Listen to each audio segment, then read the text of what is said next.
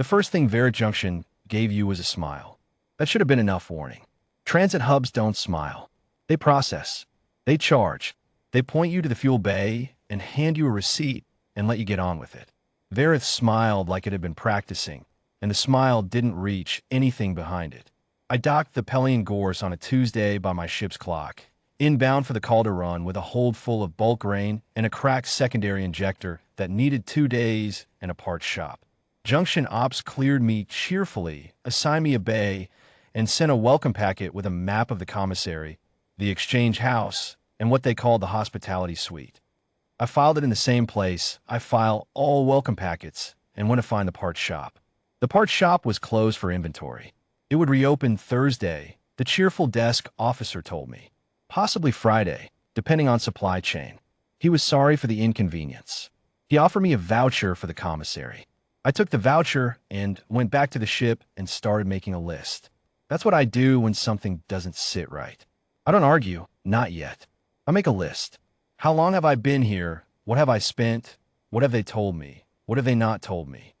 It's a habit from 22 years of freight runs on routes where the only person watching out for the Pelion Gorse was me. I was on the 3rd page of the list when I heard the sound from the maintenance crawlway aft of the engine housing. Not a mechanical sound. Too irregular for that. Something breathing. I pulled the access panel and shone a work light into the crawlway, and the light found a pair of eyes looking back at me. Copper-colored irises, wide and still. An oral child, ash-pale skin, copper hair matted with pipe grease, wearing what had once been a gray tunic, now worn thin. Small, young, wedged in behind the coolant housing with her knees, pulled to her chest, and an expression that was not fear exactly, but watchfulness. The kind of watchfulness that has been going on a long time. I said, "You all right in there?" She looked at me for a long time before she said anything. Oral children have a lower blink rate than humans. Another 3 seconds passed before her eyes moved at all. Then she said, in the trade tongue, with a precision that suggested she had been listening to adults use it for a long time, "You haven't left yet." "My part shop's closed," I said. "They're all closed," she said. "They're always closed until Thursday.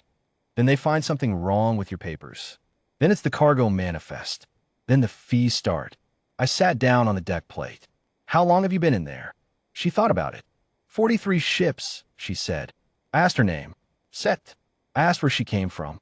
She told me she had come in on a transport with her family 7 months ago, bound for the colony worlds on the outer reach. The transport had stayed too long. Her parents had gone to the exchange house to argue about the impound fees, and she had not seen them after that. She had learned the crawlways. She had stayed small enough and quiet enough that the Junction's operators hadn't found her, and she had watched 43 ships dock and process and gradually, ship by ship, not leave. I asked her to show me what she meant.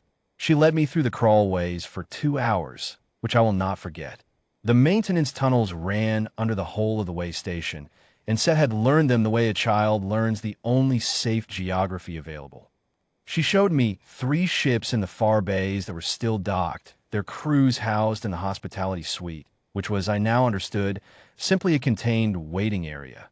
Their cargo holds opened and emptied under ongoing inspection orders, their departure clearances perpetually pending one more review. She showed me the scratched ledger on the interface of junction pipe F7, which she had been maintaining herself. Vessel name, registry, date of arrival, date the crew stopped being seen. 43 entries above my own ship's name, which she had added 2 days ago in small, careful letters. I stood in the crawlway and read it by work light and did not say anything for a while. 43 entries. Some of the vessel names I recognized from the Calder shipping registry. Working freighters, a passenger transport with a Colony World license, a small medical courier. Not pirates, not unlicensed runners.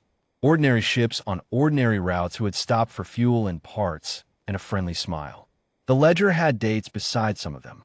The gaps between arrival and last sighting ranged from 9 days to 3 weeks. I thought about what 3 weeks of escalating fees and impound orders and processing hold could do to a working freighter's crew.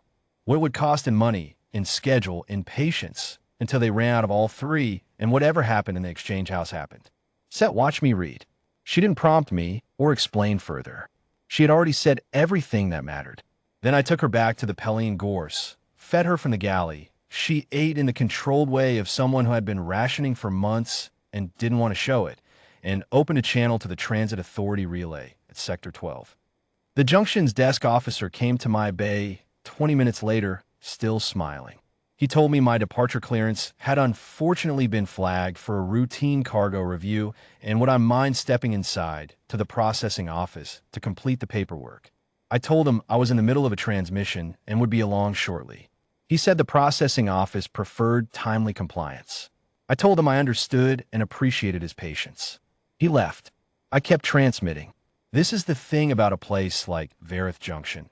It is built on the assumption that the people it catches will respond like freight. Freight complies. Freight can be moved, delayed, filed, rerouted, held pending review. A ship captain who simply sits in his bay and keeps his cargo locked and keeps transmitting is not in any category the Junction's procedures address. There's no form for someone who won't move. I had been transmitting for 4 hours when the second officer came. He was less cheerful.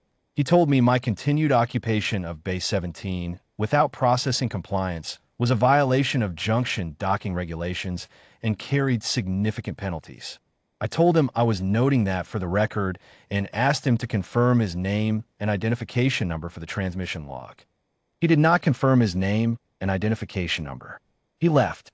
Set sat in the co-pilot's chair and watched the bay door. She had stopped explaining things to me by now and had started simply waiting, which told me something about how much hope she had allowed herself. I did not try to fill the waiting with words. I kept transmitting, kept the cargo locked, kept both hands on the controls. 41 hours after I opened the first channel, the Transit Authority cutter docked at Verath Junction's primary port. I heard it on the traffic feed. I kept the Pelion Gore sealed until I saw the authority badges through the bay window, and then I opened the door and walked out with Set beside me, her hand in mine, and I did not let go of it the entire time I spoke to the inspectors. What they found in the exchange house records took another 2 weeks to process. I'm not going to recount it here. It's in the official filing if anyone wants to read it. The ships in the far bays were cleared. The crews from the hospitality suite came out looking thin and stunned. The Junction's operators were still smiling when the inspectors walked them out, which was the most unsettling thing I witnessed across the whole of it.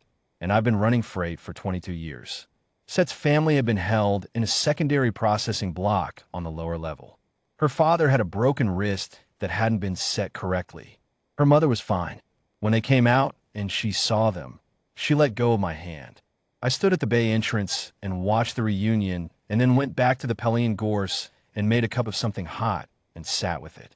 An hour later, Set came back alone to the door of the ship. She looked at me for a moment with those copper-colored eyes, the low blink rate, the watchfulness that I suspected was going to be with her for a long time regardless of what came next. "You stayed," she said. "My part shop is closed," I said. She considered this with the gravity that oral children bring to everything. Then she turned and went back to her family. I got my injector replaced on the Friday. The actual part shop was operating fine once the Junction's licensing was suspended, and I cleared Verath airspace by the end of the afternoon. I've added my own entry to the pipe ledger before I left. Not ship name, just a line. 43 ships passed through here. One of them stopped transmitting long enough to listen to a child. The rest is in the filing.